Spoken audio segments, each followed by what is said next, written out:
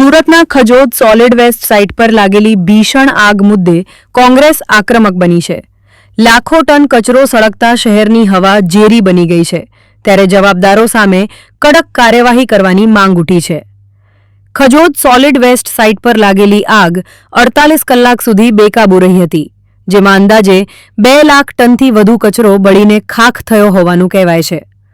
લાખો લીટર પાણીનો છંટકાવ છતાં આગ કાબૂમાં આવી નહોતી. કોંગ્રેસે આરોપ મૂક્યો છે કે પુરાવાનો નાશ કરવા માટે જાણી જોઈને આગ લગાડવામાં આવી હોવાની શક્યતા છે. AQIમાં ચિંતાજનક વધારો નોંધાતા શહેરની હવા ઝેરી બની ગઈ છે. CD ટ્રાન્સપોર્ટ એજન્સી નામના કોન્ટ્રાક્ટરને બ્લેકલિસ્ટ કરવાની સાથે પોલીસ ફરિયાદ નોંધાવી CCTV ફૂટેજ તપાસવાની માંગ કરવામાં આવી છે.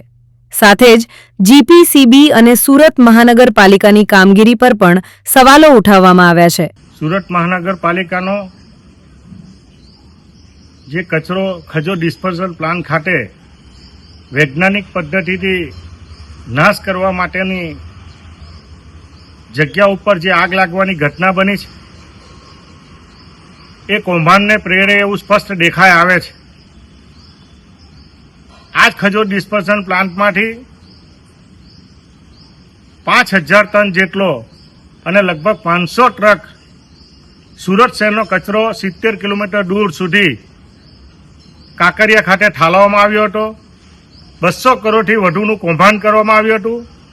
સમગ્ર બાબતની રજૂઆતો GPCB, રાજ્ય સરકાર અને મહાનગરપાલિકાને કરતા રાજ્ય સરકાર અને મહાનગરપાલિકાએ એક તપાસ સમિતિ બનાવી હતી.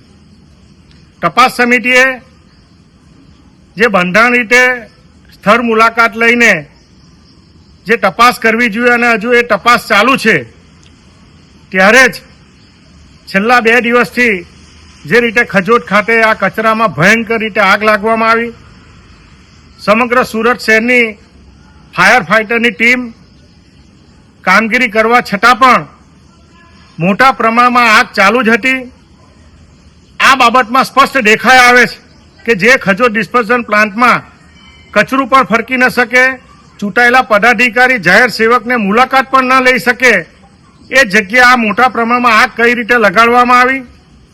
એટલે સમગ્ર બાબતમાં અમારો ચોખ્ખો આક્ષેપ છે, અમારી આશંકા છે, અમારી માંગણી છે કે આગ જાણી જોઈને આયોજનપૂર્વક લગાવવામાં આવી છે. આની સમગ્ર બાબતની તપાસ થવી જોઈએ.